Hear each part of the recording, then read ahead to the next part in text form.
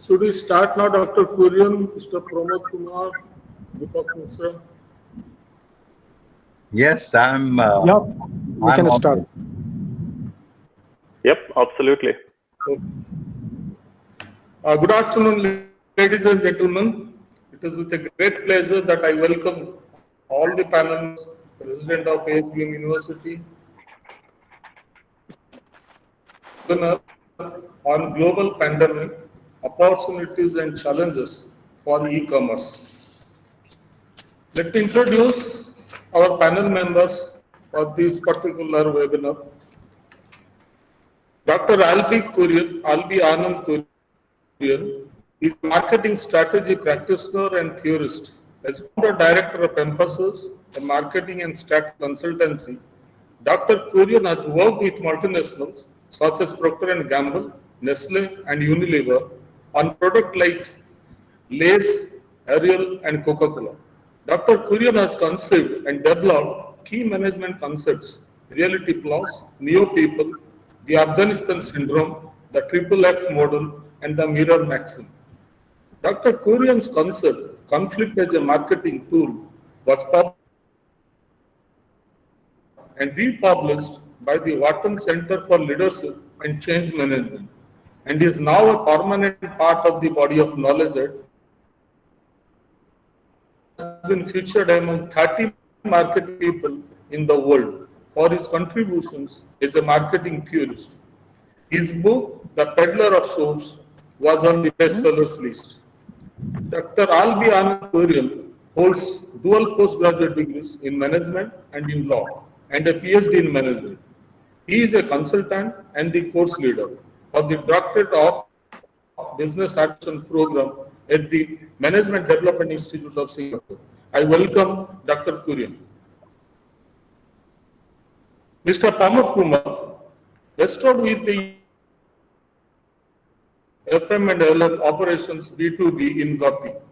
He holds a post-graduation degree in operations and supply chain management from NITI.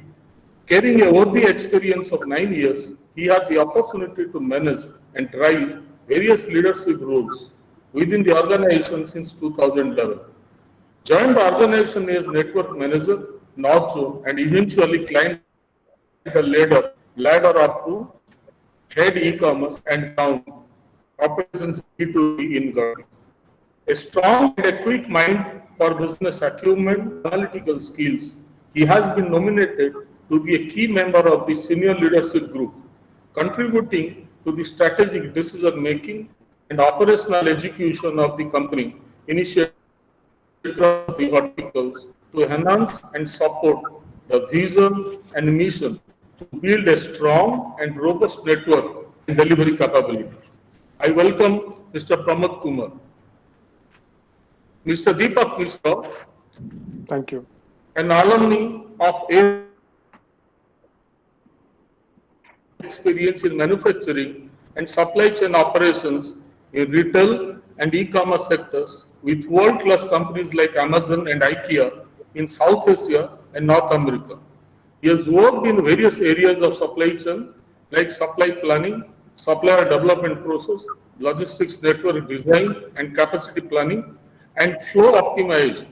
Currently, he is working at IKEA North America as a flow replenishment leader in supply chain operations and responsible supply and distribution network development program for Americas, US, Canada, and Mexico. Dr. Misra holds master's degree from ASBM Bhubaneswar. He is a certified supply chain professional from ASCM, Six Sigma Green Belt from Exemplar Global, Australia. I welcome Mr. Deepak Misra. Thank you. To start with this webinar, let me just give a background. Almost 7 months since China confirmed its first case of COVID-19. Since then, the outbreak has already spread globally. The enforcement of social distancing, lockdowns, and other measures in response to pandemic has changed market dynamics. The change has led consumers opting for online shopping, social media use, teleconferencing, streaming of videos and films, etc. and etc. It has also been seen spikes in B2C sales and an increase in B2B e-commerce. May happen that there may be various questions and other things for discussion.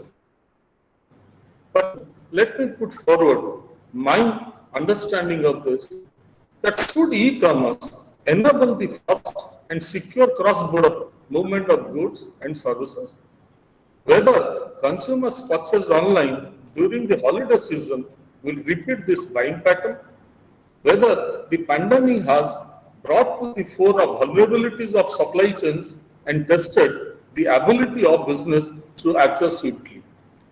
To start with our panel discussion, I will request Dr. Dr. R.B. Anand to put forth his views.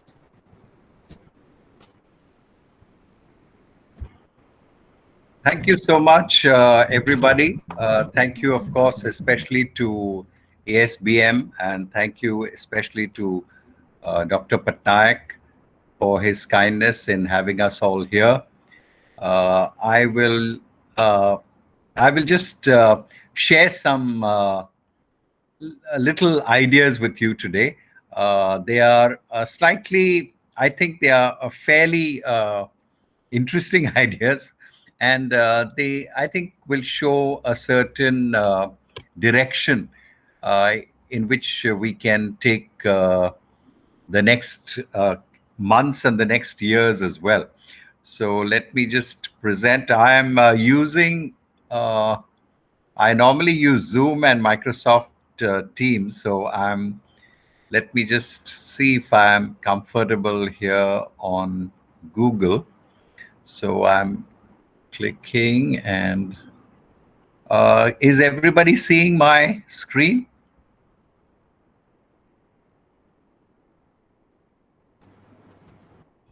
Yep, we can see it. Good, great, wonderful. Okay, so I am based in Singapore, and I'm at MDIS. My name is Dr. R.B. Anand, slightly long barrel name, so you can just call me Anand. And I'm the course leader for the doctorate program at the Management Development Institute of Singapore. It's a great pleasure to be here and to speak on the global pandemic. I'm speaking on some concepts which I think will take us a little forward. So let's get right down to it. I'm here to talk, first of all, about an idea called the Laggard's Lock. Now, what is the Laggard's Lock? The Laggard's Lock is about when new technologies come in, we buy the new technology, we use the new technology, but we use it in the old way. And that is not the best way to use the technology, and that is not the optimum way to use the technology. So I was thinking of how to explain it quickly to audiences, and I think I came up with the best story that I can come up with. I had an uncle. We used to call him Remote Uncle. So everybody would ask us, why do you call him Remote Uncle? And the story is this. My uncle, of course, was born and brought up at a time when television sets did not have a remote. So for many, many years, he was not using a remote at all. And then his children bought him a TV with a remote. And after a few years, after a few months, we went to visit him, and we found that he was doing something very interesting. He would keep the remote on top of the TV, and he would sit on the sofa, and every time that he had to change the channel, he would walk to the TV, adjust the remote, then keep the remote back on the TV, and then walk back to his sofa set. Now, it was quite funny seeing this, and of course, then I began to realize that it's not just Remote Uncle who uses technology in the old way. All of us do that. And if you want a very, very engineering example, I can give you one from my school friend. We developed the idea of the Laggard's lock together. Nitin Borwanka is an electrical engineer from IIT Bombay. He did his MS in applied math and doctoral studies in pure mathematics at the University of Southern California in Los Angeles. He lives in the San Francisco Bay Area and is the founder of a startup that applies machine learning to the process of software engineering to improve outcomes. That's a very impressive bio, and I just want to play his video for you where he explains the concept in engineering terms. When a new technology emerges, it takes time for people to fully benefit from its power because they keep using it in ways based on an older mindset. A concrete example of this is a woodcut art piece I saw, which showed the earliest use of steam power at sea. It showed a huge boat with a steam engine at one end, attached by an elaborate system of pulleys and levers to many dozens of oars that were being driven in a rhythmic way by the system of levers and pulleys. It took time for proper steamships with turbines and paddle wheels to completely replace the old concept of propelling a ship with synchronized oars. Even the geometry was different. From the linear motion of the oars, we went to a circular motion of the paddle wheels. It took a huge collective mental shift to realize the new technology had made the old mental model obsolete. I call this phenomenon steam-driven oars technology, where the new technology is force-fitted into the old way because we haven't changed our mental models yet. My old friend and classmate Anand Kurian calls this the Laggard's lock.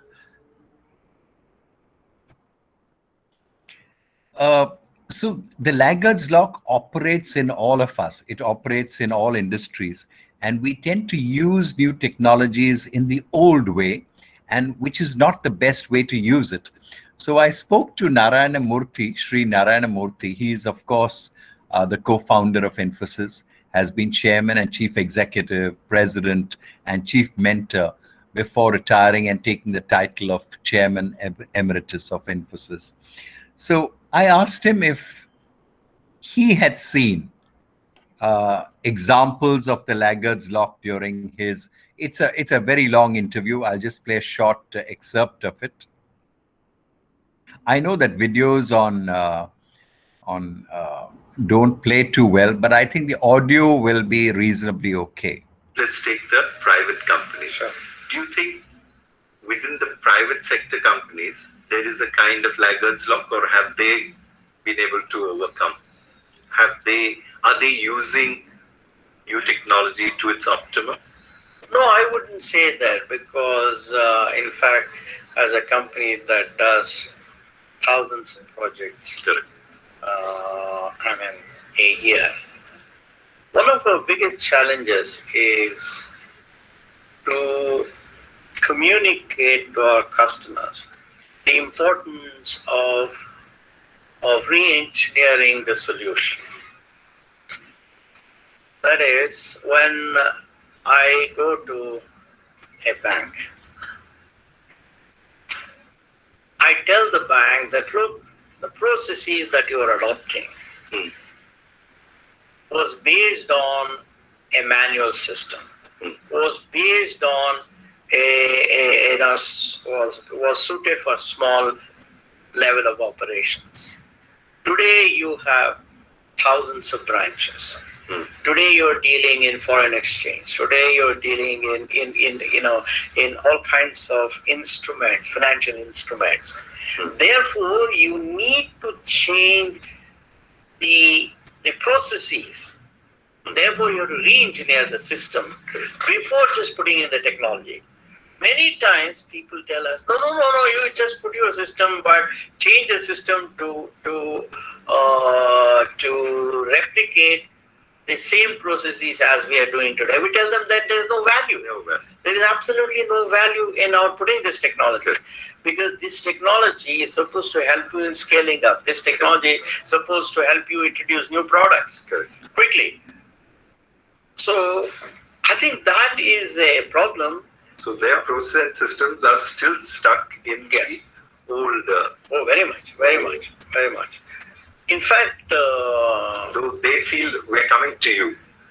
We are asking you to use your, introduce us to the technology. in fact, I know at least a couple of cases where our implementation did not go well because the customer was simply not in a position to re-engineer his processes to keep pace with modernity.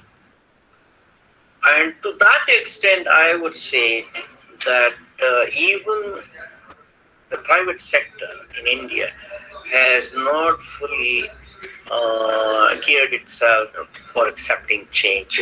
Change that can actually leverage the power of technology.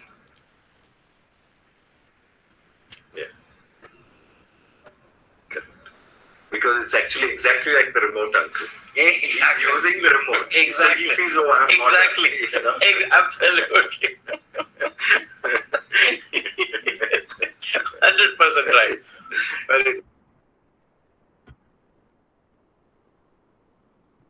So when new technologies, now traditionally, of course, universities, educational institutions have been always a little conservative, and we have not always changed very, very quickly. And there are valid reasons for this. For instance, because one of the reasons is because parents are conservative. But now we've all been thrown into the deep end. We've all been thrown into the digital deep end. So can we now consider, I'm putting forward these ideas to you, and I'm sure that, you know, all the young people in this panel and all the young people in the audience will be able to take it forward in the future. Can education now be considered as part of e-commerce? Will it benefit? Will education, the industry benefit? Will universities benefit? Will students benefit? Will all the stakeholders in the education industry benefit if we begin to move education into the e-commerce space? That's an idea that I leave with you.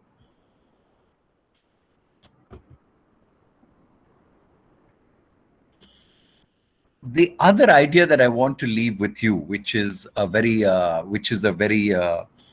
optimistic thought, is that in marketing, I'm sure that many of you have heard of the early mover advantage, the first mover advantage, and which of course is absolutely true. McDonald's or Coca-Cola still have an advantage even after many, many years. They are market leaders, partly because they were the first movers, partly because they were the early movers. But what we are finding is that more and more in the technology space,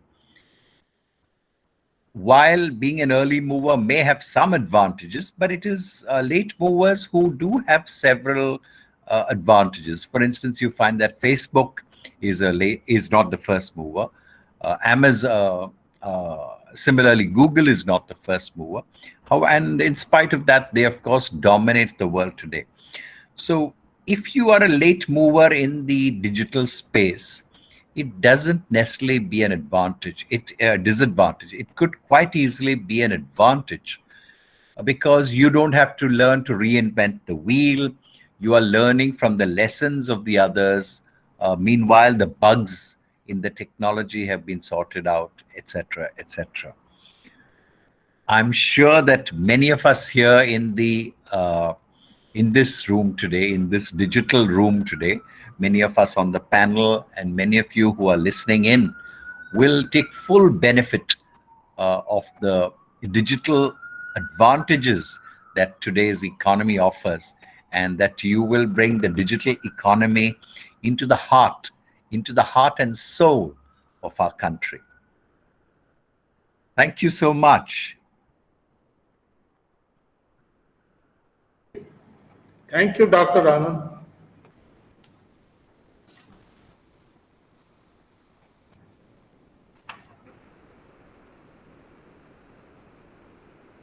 To express his views on what kind of opportunity and challenges have been seen in for e-commerce in his supply chain base and other things.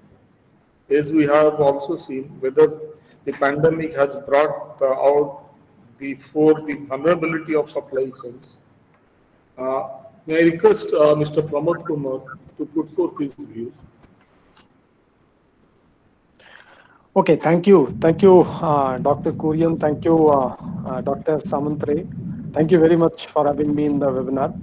And first and foremost, I hope and pray that everyone is safe and healthy at this COVID time. I'm going to touch upon broadly the 4 elements in the course of discussion. And all these 4 elements are to do with the e-commerce business per se. Okay, very eloquently, very nicely. The overall picture was explained by Dr. Kurian. Very inspiring. I will touch upon the business part of e-commerce. The COVID has completely changed the geopolitical situation of the world. In fact, world order has changed. And let me start with the change in the world order with the reference to geopolitical situation and its impact on the overall business. Currently, in fact, China is factory of the world. That was the phrase we use it in business arena. And change in this global order has significantly influenced, and in fact, it has directly impacted the production, supply chain, logistics, and fundraising. If we see the production part of it, there are many consumer brands and as well as the e-mobility startups, e-mobility sector. There are a lot of talk about the e-mobility in India and even across the globe. But if you see the most of these consumer brands, their origin is, their manufacturing is, their production is from China. Most of this e-mobility sector, the source and the sourcing of the one of the very essential component element in the e-mobility sector, their sourcing is from China. Meaning in nutshell and in conclusion, we can say that China is actually the factory of the world, and this COVID has changed the complete dynamics of business, become China being the one of the hottest spot of this COVID.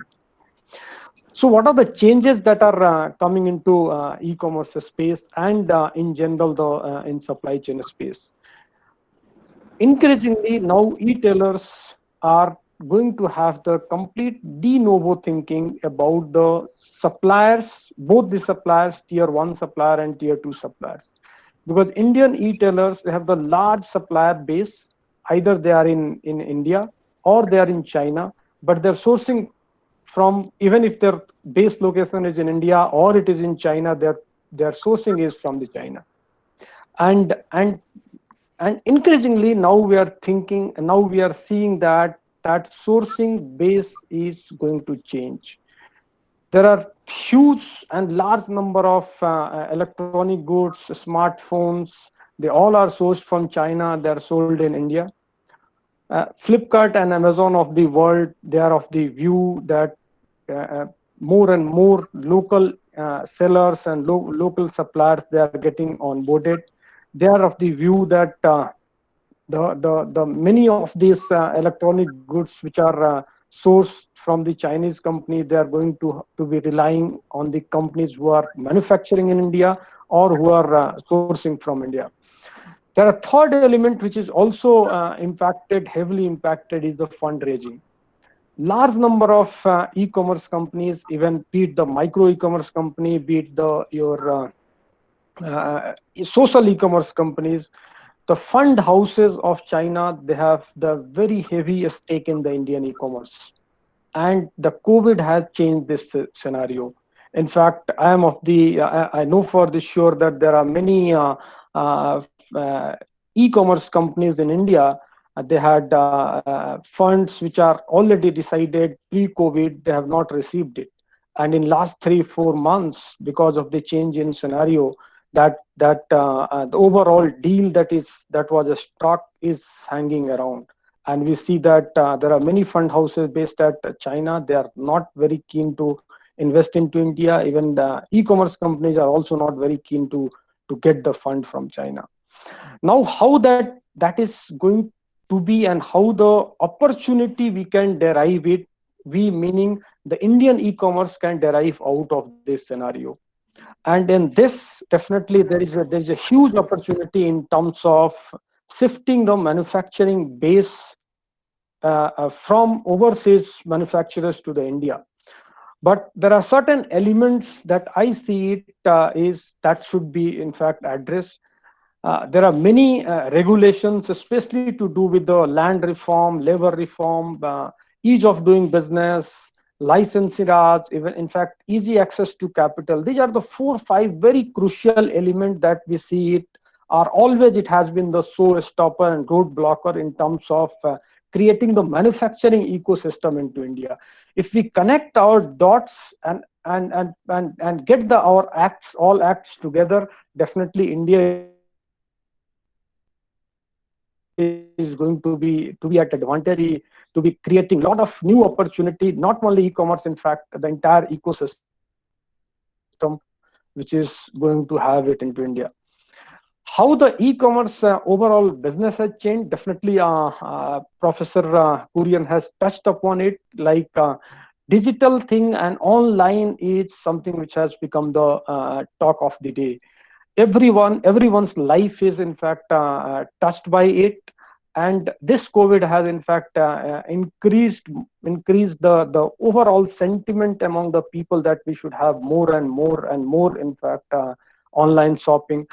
And this COVID, as we saw that pre-lockdown and pre-COVID, largely shopping was a mix of offline and online, or in a way it was the omni-channel. But during lockdown and during COVID now, people see a value into it, value into the e-commerce, and largely all of us, we try to refrain from going into the malls and supermarkets and being relying on the more and more on the e-commerce side of the buying and shopping habits. This pandemic and this COVID has also created some of the niche market. Like if we see as of now or pre-COVID time, Indian e-commerce have been dominated by Amazon and Flipkart. But there are long list of long tail e-tailers, and these long tail e-tailers, they are specialized into the certain categories. Someone is specialized into the apparel, someone is specialized into the electronics, and some of the indigenous products. So all those people, all those e-tailers, they were specialized into the certain product category. They have more and more, they have started changing the product portfolio and categories. Now more and more, they have also started selling the essential items. They've also started selling the other COVID-related e-commerce items. So in fact, COVID-related e-commerce, hygiene, sanitation, and other products, this has created the one new niche market for all e-tailers of India, and in fact, it applies across the world. There were certain other e-tailers, they were heavily relying on the some of the non-essential items like jewelry, clothes, footwears, and etc. They have also started and gradually started giving the impetus on the essential items.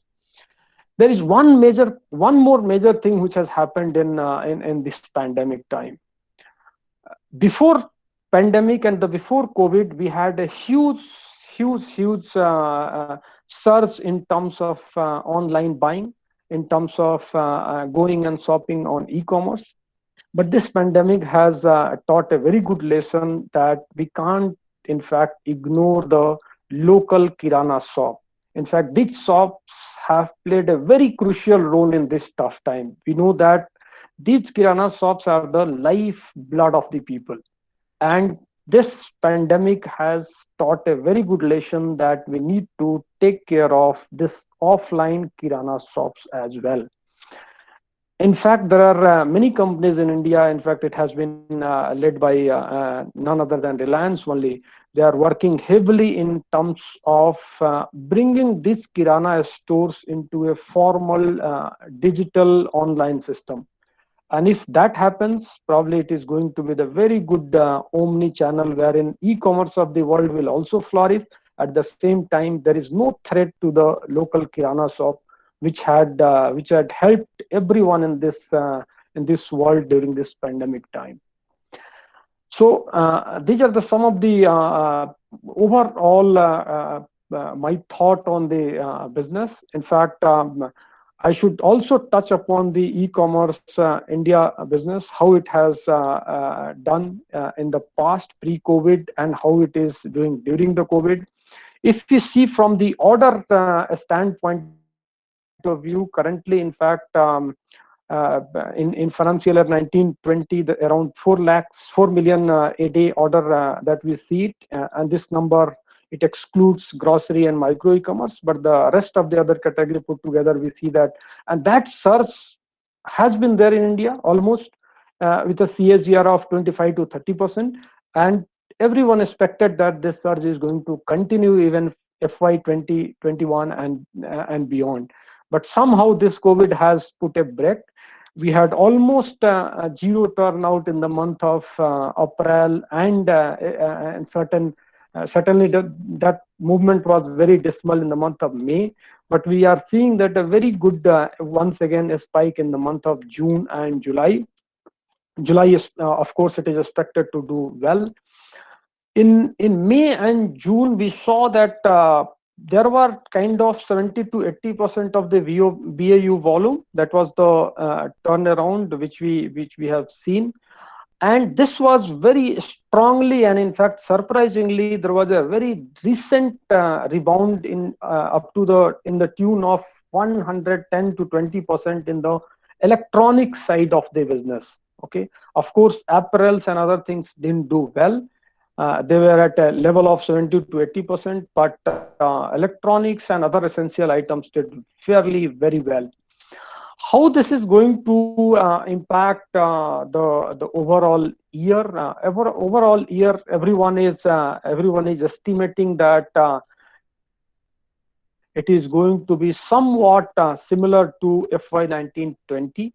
But there are other theory also, because as of now, we are not sure that we'll not have the second wave of COVID. But even if that is going to be there, because we have seen historically, we have seen that e-commerce does very well, almost 30-40% higher in the second half of the year than the first half of the year. And spring theory says that it seems like 70-80% of the overall projection is going to be done in the second half of this year. And it is expected that by end of FY 2021, we will be somewhat similar to the volume what we did in the year before. And post that FY 2020, 21-22, we are expecting that if things should normalize, then we'll have a very good rebound growth in the e-commerce sector. There is one more opportunity that is going to come at the outset of the COVID, and it is about, as of now, we see that Amazon and Flipkart, their share in India would be 65 to 70%, but consolidation is going to happen after this. No? We see that there are a large number of long tail e-tailers. They are struggling. Why they are struggling? Mainly because their sellers are struggling. Because except Amazon and Flipkarts of the world, almost all long tail e-tailers, they are marketplace e-tailers. And in case of marketplace e-tailing, they are heavily dependent upon their sellers. And most of these sellers are dependent upon their supply and their sourcing from China. So they are running out of working capital. Many of them are in cantonment zone. Many of them have completely decimated because of this lockdown, because they were not into essentials. They were into essentials. So we see that there is a consolidation which is going to happen, and the share of Amazon and Flipkart, likes of them, is going to go up. There is one more change which has happened and is forced by COVID, is the impact on the cross-border e-commerce. Almost cross-border e-commerce, which was largely it was on the China-India trade lane. So this lane is heavily under stress, and we see that many of the cross-border e-commerce, they have run out of inventory. They don't have inventory in India. They are not able to source the inventory from China. In fact, customs and EXIM people, they have also put all the stringent measures, and as a result of which even certain amount of nefarious practice that was going on, that has also has been put on rest.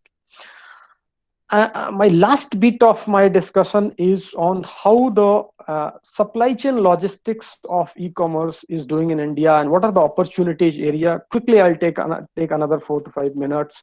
So because of this pandemic, we see that the volume from the major e-tailers like Amazon and Flipkart, it has gone up. And since this volume share has gone up, Amazon and Flipkart, as of now, till lockdown period, they were like heavily relying on their captive logistics. So 70 to 80% of the volume were being done by their captive arm. But because of the workforce constraint, they have started outsourcing it. So outsource has created a new opportunity among the 3Ps service provider, be it delivery, Ecom Express, Gati, Blue Dart, etc. So this is the one opportunity, which is opportunity and change that I see it out of this COVID.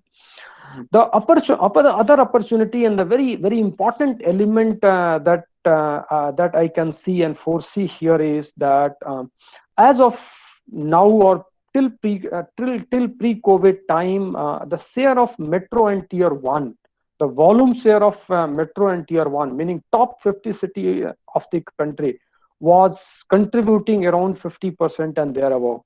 And remaining 45% was going towards tier 2 and below. That was remote territory, which is prominently we call it the Bharat. So, but this pandemic has changed this mix.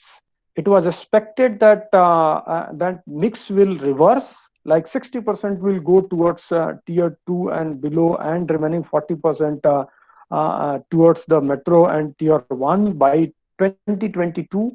However, this pandemic has changed this mix, and currently we see that this mix is almost has taken the reverse trajectory, meaning more and more people in the tier 2 and below area, they have started engaging with the online platform, e-commerce platform. They have started shopping on the e-commerce, and this is again the opportunity wherein logistics, supply chain people should pitch into it, and they start penetrating into the deeper geography and deeper tier 3 and tier 4 cities, so that at least the people, those who are there in rural area, they should have also the opportunity to avail the products and categories that metro and tier 1 will have. The other thing that we see, the one other opportunity, in fact, the digital point that Professor Kurian also touched upon was that COVID has, in fact, changed and and has created a new normal in terms of social distancing, contactless operation. As a result of which, we in supply chain and logistics, we see that more and more of automation, digitization in operations. As a result of which, we see that increasingly now people are thinking that in warehouse operation, can we have more and more of automated system? Meaning, can we have sorters, bagging machines, picking, quality checking? Most of these operations, can we have it through automated handling equipments or automated robots, etc. So these are some of my initial thoughts. Okay, I will definitely I'll come into the discussion as and when the questions are raised. Now over to Professor Samantri. Yeah.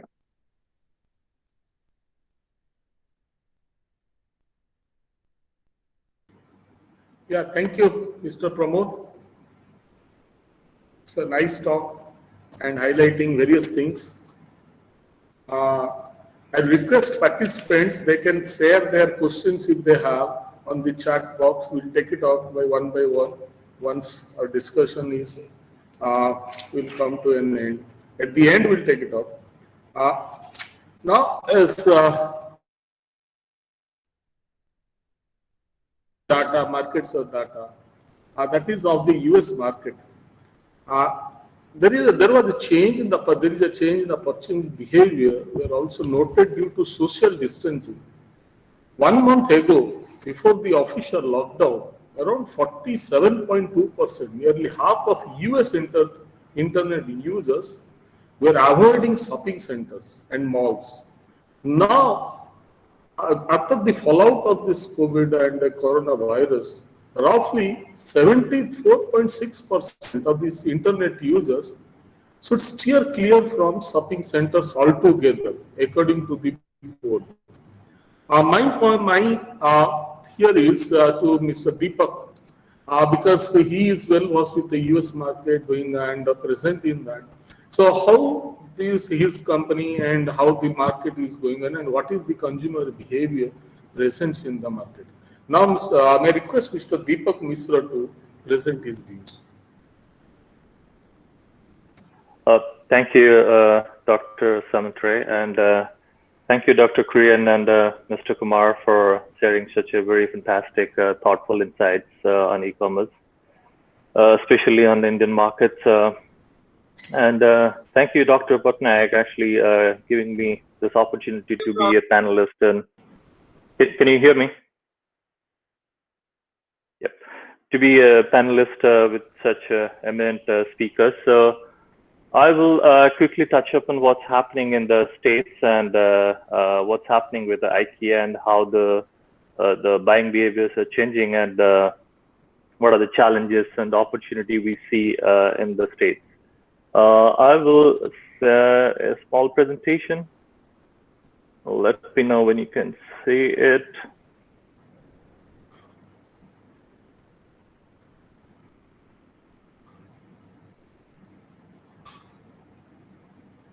Can you see my screen, please? Can somebody confirm?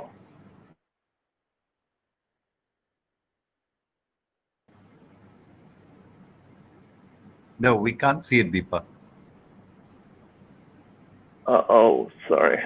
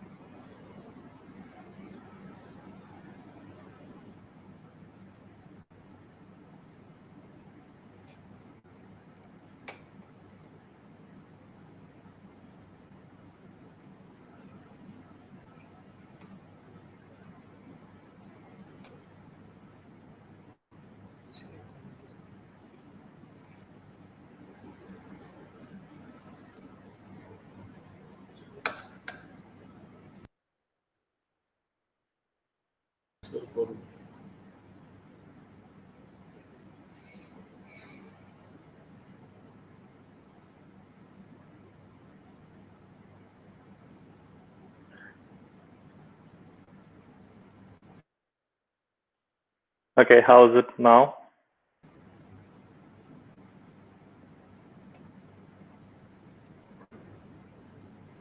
Yes, now we can see. Okay, so perfect. So hey is how we call in Swedish. This is hello.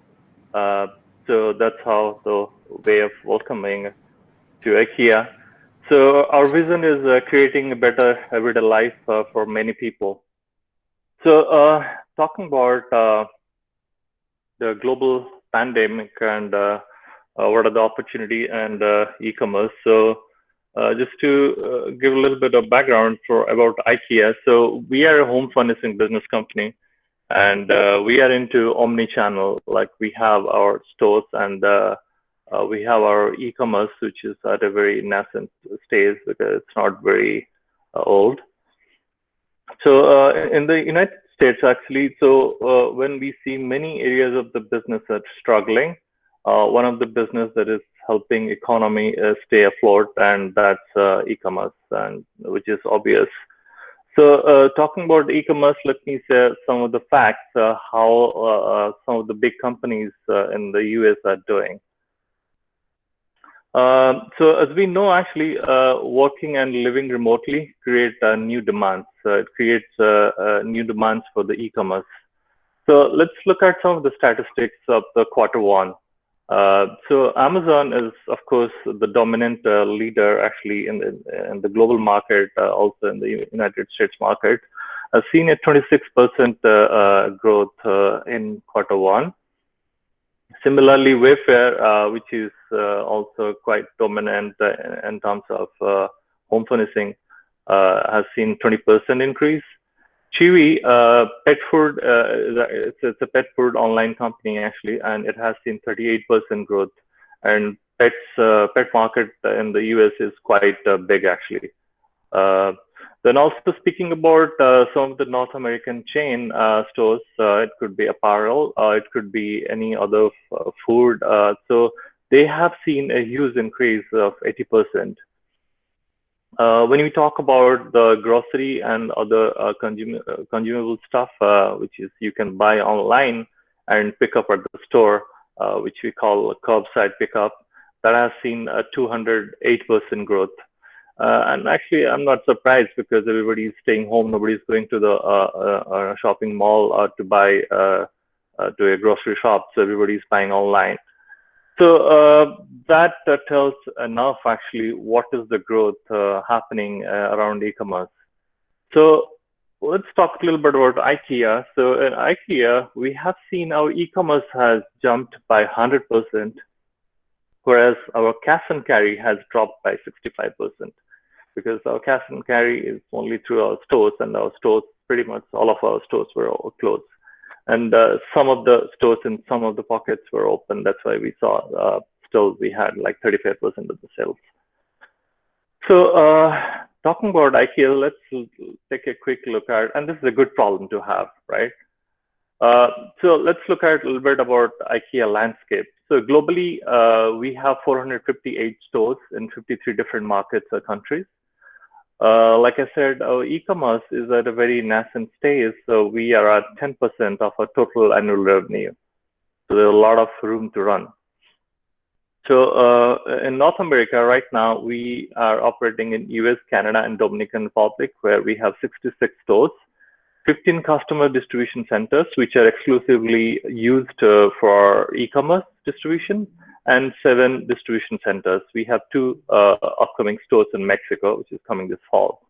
So if we talk about the top e-commerce market for IKEA, it's Germany, US, UK, France, and Sweden. And we can see that all these countries are badly impacted by this pandemic, except Sweden, which is not as bad as other countries. So what we have seen after we opened the cash and carry, we were trying to understand, is this e-commerce trend with IKEA is continuing? Are we able to sustain that? Or it's dropping back to our normal? But the surprising news is it didn't drop actually that much. So it has risen by 100%, but the drop was only 10% even after we opened the stores. You can see the pictures of US when we opened the store. But of course, cash and carry has increased by 55%. So what next then? So of course, now it tells us that we have a momentum, like we did not really go back to the normal even after we opened the stores, because once customers, they experience online shopping, they take all the convenience. They think that it's much better than going out to the store. But of course, in IKEA, we believe that you need to experience the shopping. You need to experience the home, how it should look like. So that's why we encourage our customers to come and visit the store. So then now what? Can we keep this momentum? Is it a good thing, a bad thing? Of course, it is a good thing for business. But what is it for the supply chain? How does the supply chain look like? How it is impacted by this growth? So let's talk a little bit about challenges. All right. So what is happening? So there is a huge supply chain disruption happening. And why this disruption is happening? Is it happening only on the demand side or the supply side? It's actually happening at the both sides, right? So let's look at why at demand side, because demands are basically right now very unpredictable. So for any retail or any e-commerce, we need the right data on the demand forecast, because without that, we can't really plan anything. We can't plan for a proper supply. Your S&OP process, it's going to be failed. So that's why we have seen aggressive behavior. So is it going to continue for a long time, short time, how much, or what percentage of increase in demand we should plan? We have no clue. We have a good opportunity ahead of us, but we have no clue what is the magnitude of this change and how long it is going to stay. And of course, we cannot go for a blanket demand forecasting, which should definitely put us in a bad spot going forward. So then what is happening with the supply? The supply are limited because of this aggressive demand, because of everywhere the pandemic is present. It's present in world's manufacturing hub we call world's factory, which is China. So it started from there. So it limited our supply because our suppliers were closed. Even now they're open, but they're open partially or only open in China. Other countries are impacted. So for us, for any Western retailer, actually 50 to 60% of their goods come from Eastern countries, right? So still we do not have a proper supply. So even our DCs are closed here, not open or not operating at 100% capacity. Ports are impacted, so transporters are impacted, so everybody is impacted. So we have a disruption which is also coming from the supply side. Also, we do not have a good visibility what is happening at suppliers, sub-suppliers, tier 2, tier 3 suppliers. So that's kind of posing a big risk ahead of us, how we are going to deal with this issue. So as a result, what is happening, we are having a limited availability of product. Also, we are seeing a lot of shortage. So if you talk about sanitizing goods, so there is a huge shortage in the US market. If you want to order today also on Amazon, it's still waiting. We can't get it. And also we see a lot of delay in shipments because our carriers are impacted. Everybody is maintaining social distancing. Even if they're operating with limited staff. And so it's impacting basically big time. And talking about the product shortage, so a lot of sellers, a lot of suppliers are actually increasing the price, taking advantage of this high demand in the market.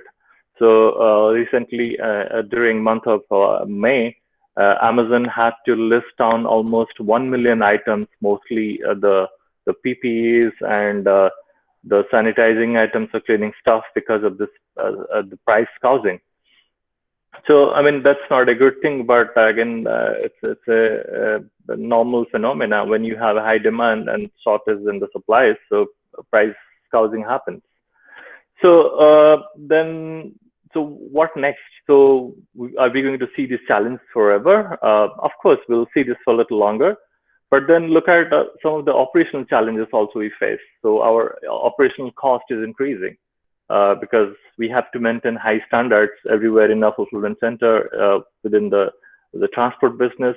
Also, we see high labor cost because people are maintaining social distancing. A lot of people are scared to be exposed to this environment where you will be working with other people. Then, of course, we have seen high last mile delivery cost. So, I mean, the list goes on actually. So we are seeing a huge operational challenges. So I like this statement from Dr. Amit Ray. So every challenge comes with rainbows and lights to conquer it. So let's look at some of the opportunities. To name a few, familiar brand, everybody knows Microsoft. Microsoft has seen most of its stores were closed and they were in the prime locations. So they were incurring a lot of cost in the capital investment and they were not getting any returns. So on 26th of June, they announced that they're going 100% online because they have access to 1.2 billion customers through online. So they need to have all these stores open. Talking about the Facebook shop, if you have heard recently during the month of May, Mark Zuckerberg announced Facebook is tying up with a company called Shopify to allow small and mom and shops to mom and pop shops to come online and use Facebook as a platform to create the product catalog, and also they can allow customers to do a checkout from there. They don't need to go to their own site. So this is a huge advantage Facebook has encashed during this situation. This is one of the solutions from Amazon. Amazon has launched this distance assistant.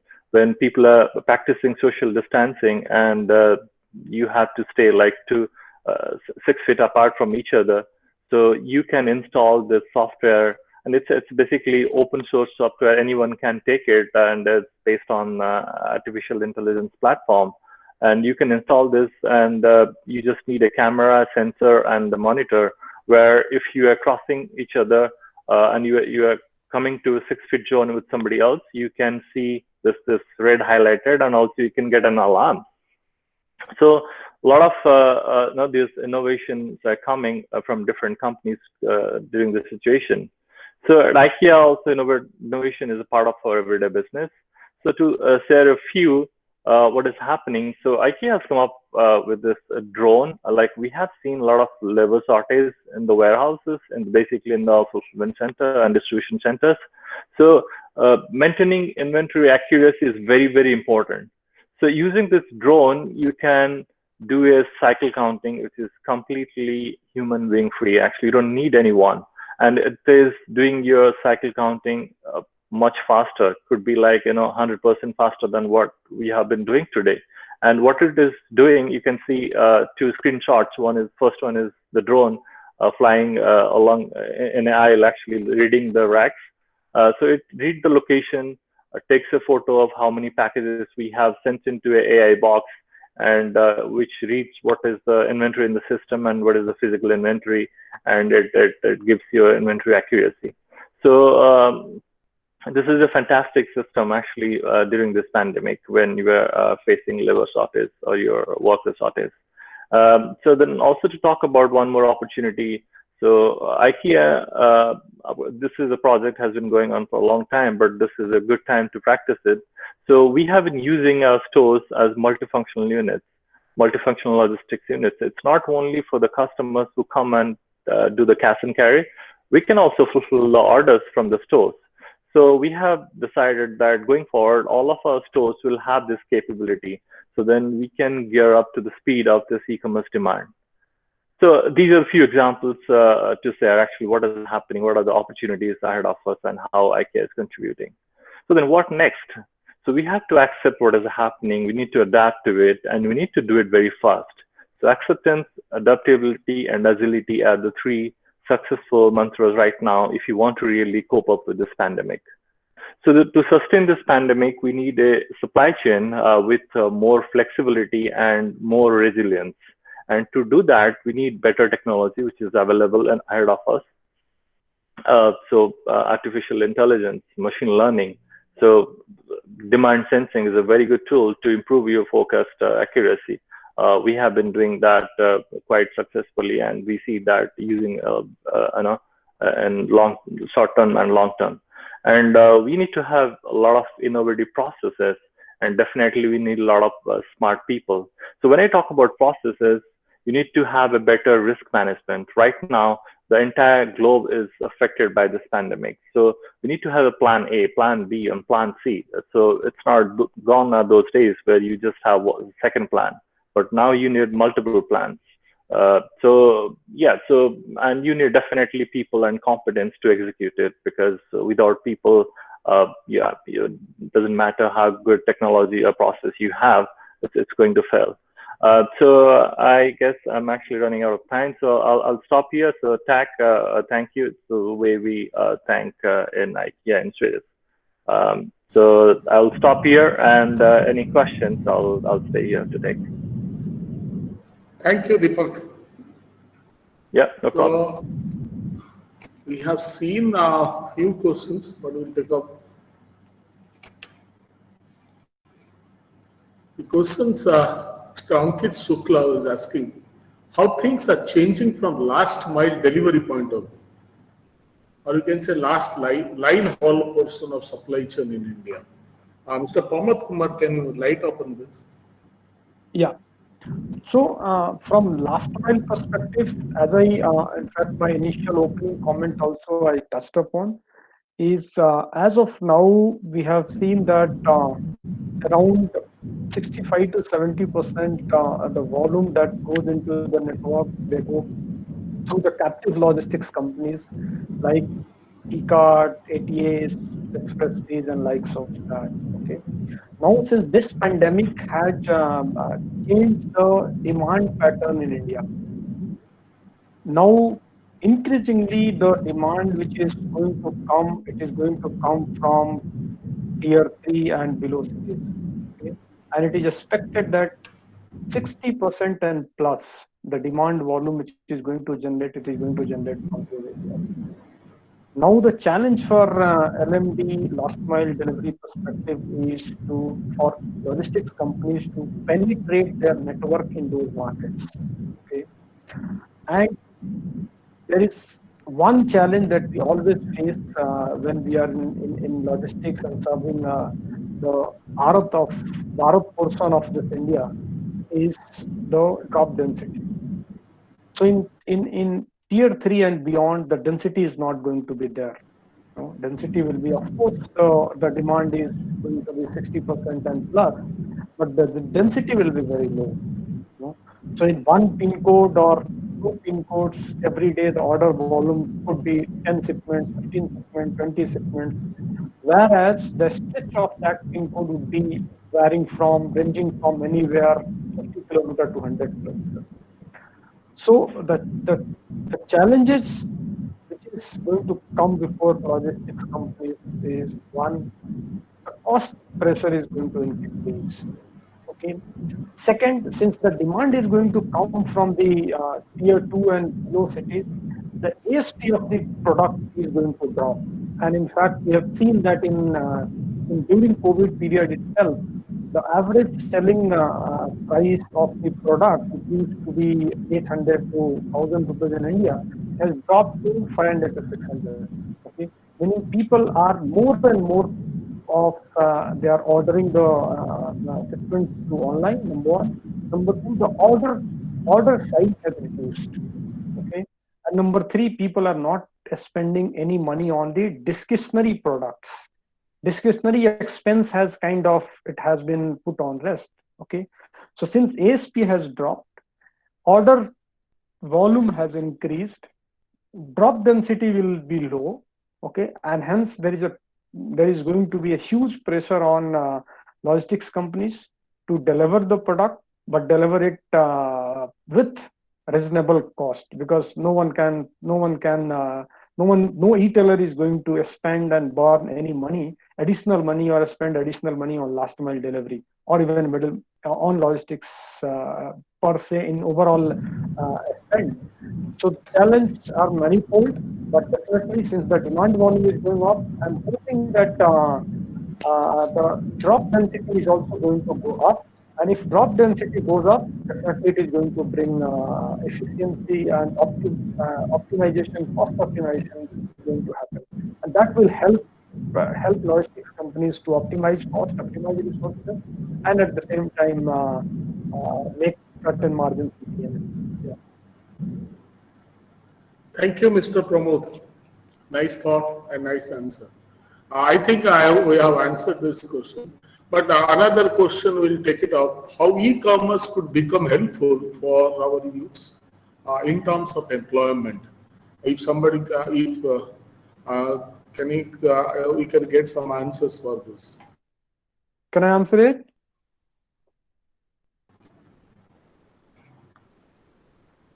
Can I answer, Professor? Yeah. So e-commerce per se, actually, if you see last 7-8 years, in fact, the e-commerce has grown up with a CAGR of 25 to 30%.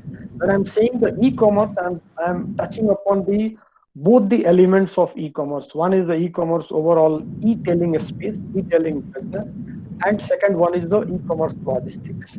So in last 4-5 years, you must have seen, and everyone has seen, that there are many e-commerce logistics, specialized logistics companies have come up. Okay, Delivery, Ecom Express, Express Bees, Sadofax, there are many, and all these companies are specialized into the e-commerce logistics part of the business. Okay, and wherever and whenever there is logistics which is going to come, okay, and this logistical activities are more and more, they are centered in tier 2, tier 3, tier 4 cities. They are going to generate employment. Okay, as of now, the way I see it, and data which is at my top of mind, probably this industry, logistics only, it includes the shipping of the product, warehousing, fulfillment centers, it employ nowhere less than 2.5 to 3 million people. Okay, in India, I'm saying, India perspective. Okay, and since the COVID has further going to elevate the share of shopping through e-commerce, through online platforms, definitely there is going to be a need of more and more seller base, more and more fulfillment activities, more and more shipping activities, line haul, stock tracking, first mile, last mile, which all are going into the more and more deeper towards the Bharat portion of India, no? And this is going to generate huge employment and huge opportunity for each and every one of us. Yeah, that's answered. I hope I answered. Thank you, Mr. Pambam. Can I request Dr. Kurian to highlight on this particular point? Actually, more than this, I would like to ask, one question, which will be relating to the question asked by the student. Deepa, you said that right now online is only 10% of IKEA's business, right? Yes, that's right. So will that increase, do you think, or is IKEA planning to increase it? I mean, do IKEA want to increase it?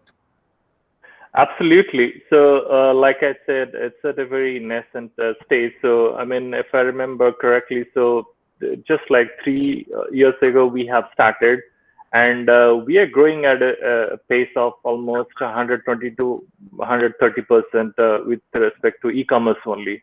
And so, I mean, if you look at why 10% only, so we could have been even more because it's already 3 years.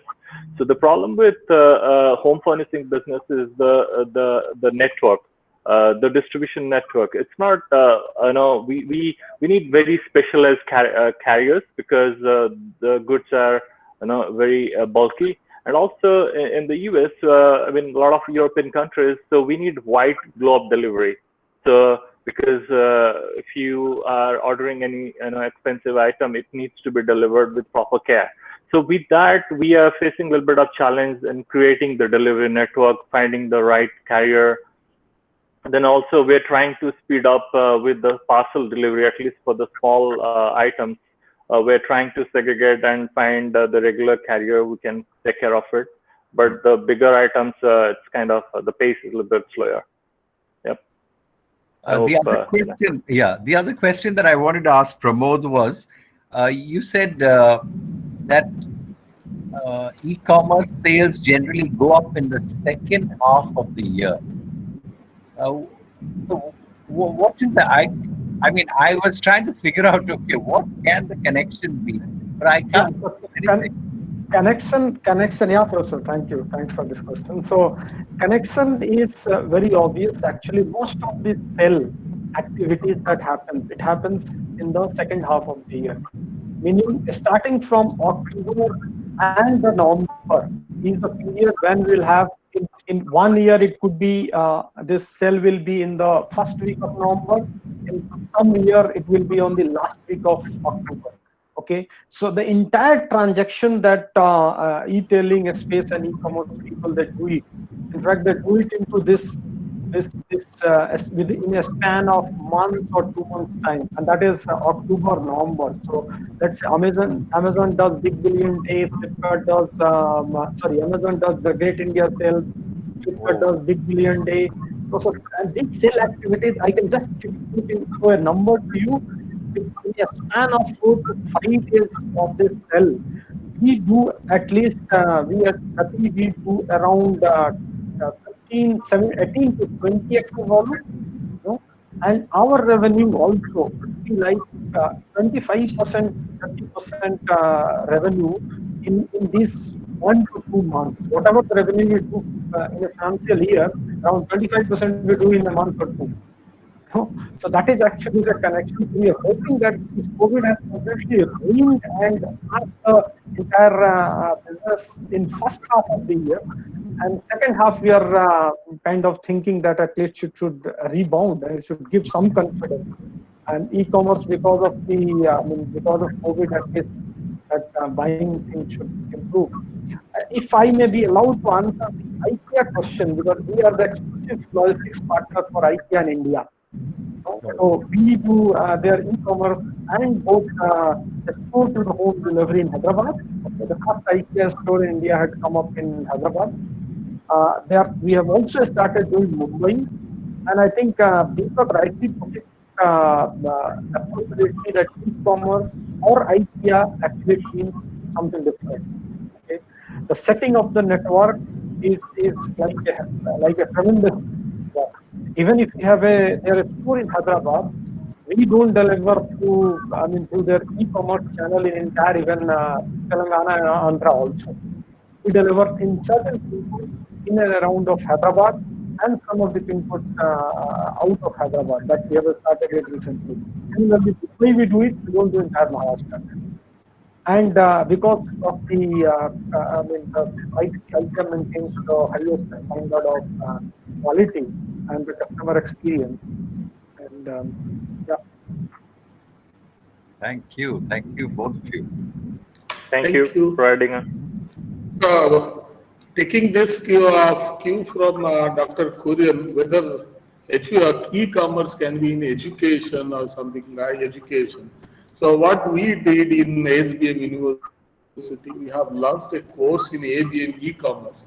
And seeing to this, that is drone camera counting inventories and other things.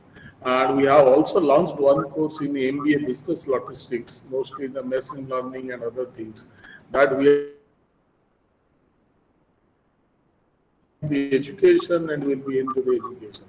At last, my submission on this particular webinar is no doubt pandemic has created new challenges for many business, but it has also made it that e-commerce can be an important tool or solution for consumers in times of crisis. The implications may last for a long time, and e-commerce in goods and services will need to continue to adapt to the new environment, what Deepak was highlighting in his presentation.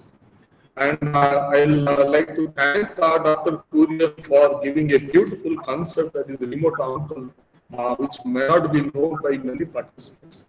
And I'll also like to thank on behalf of ASBM University. And also on behalf of the university, I'd like to thank Mr. Pramod Kumar for giving a highlight in supply chain scenario and supply and opportunity challenges the facing in Gati and so many supply chain leaders. Our student who had joined from US early morning with a request from us. Thank you all. Thank you for participating. Thank you so much. Thank you. Yeah. Thank you so much. So much. Have a good rest of the day. Yep. Yeah. Thank you. Bye.